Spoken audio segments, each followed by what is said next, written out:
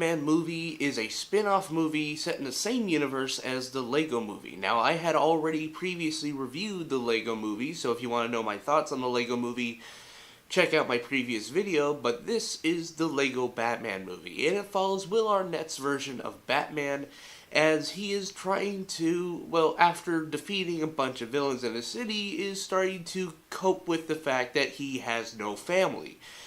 And it essentially turns into a message about family and the importance of working together, and it's pretty much, it's probably the same sort of messages you would probably see in a Power Rangers special, to be honest. But in all intents and purposes, I think this film is actually pretty good. While this film doesn't really have the same sort of narrative depth as the original film, it does have a lot of fun with itself, actually. The colors of this movie are really jaw-dropping. I went to see this film in IMAX, a large format theater, and the colors I could envelop in the world because of all of its really beautiful colors. And while the Lego movie had this whole expansive world, Gotham City just kind of feels like a narrow type area for Batman. I mean, granted, he does go to the Fortress of Solitude, but I don't want to give anything away of that scene, because that scene was actually pretty nice.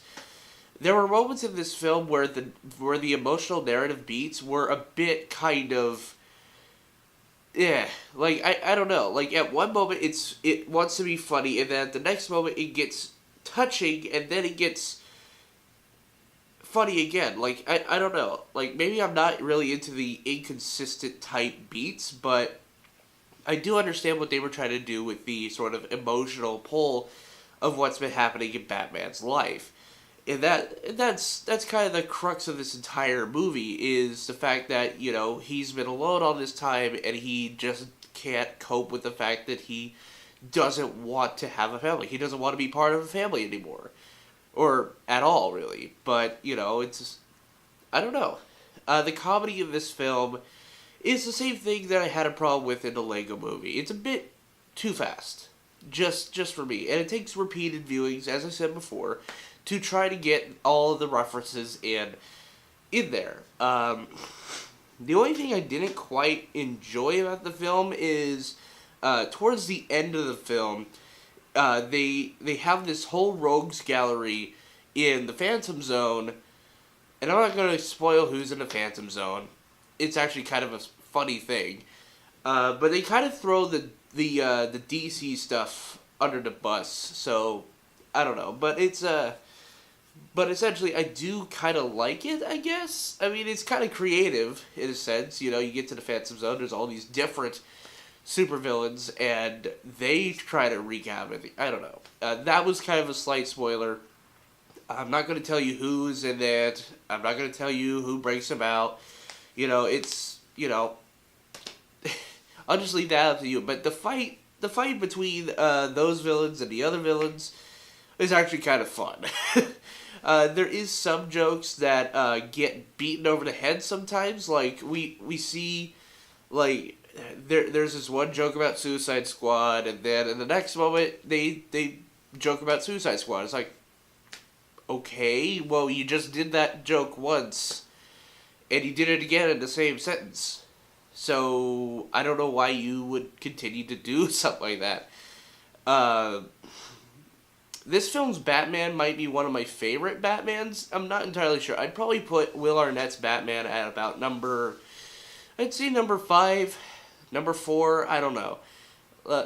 I'm still trying, for Batmans for me, it's just kind of like, I don't know which ones to really rank on top, and then which ones to rank on bottom. Actually, I know which one I want to rank on bottom. It's George Clooney on the bottom, but as far as everything else goes, the voice acting is actually pretty good, and Zach Galifianakis gives kind of a hilarious role as Joker. And I like these sort of sequence at the beginning with the Joker and the cockpit pilot, and I'm not going to spoil that for you, because that's actually pretty funny. And the Joker's plan in this movie, after the inciting incident and whatnot, is actually kind of genius. But But yeah, it is much better than a Suicide Squad Joker because he's much more focused. He's much more developed as a character. And granted, while it's not really like, a Joker that we're accustomed to, it's still a Joker that we can kind of get behind. Like, he's a hilarious Joker.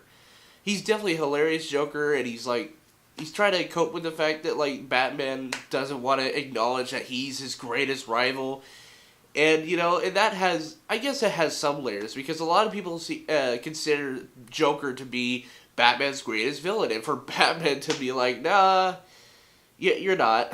It's like, that's, I thought that was kind of funny. And yeah, that's kind of a slight spoiler, sorry.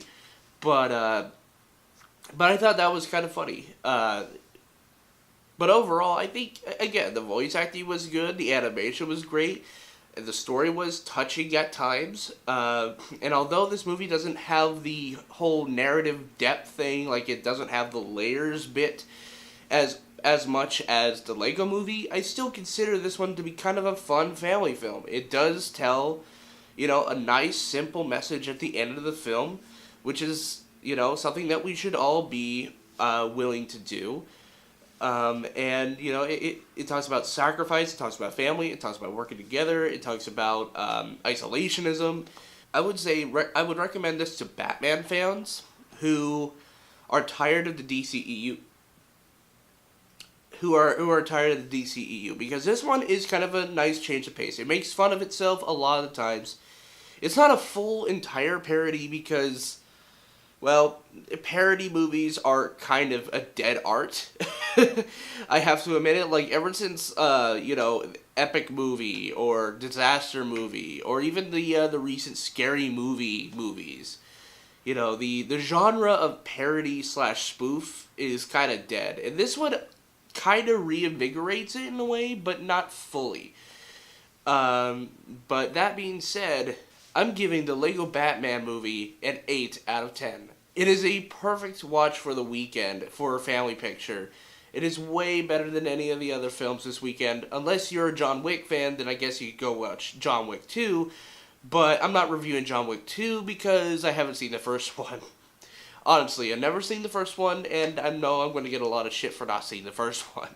So, with that all being said, I'll see you behind the camera. Peace.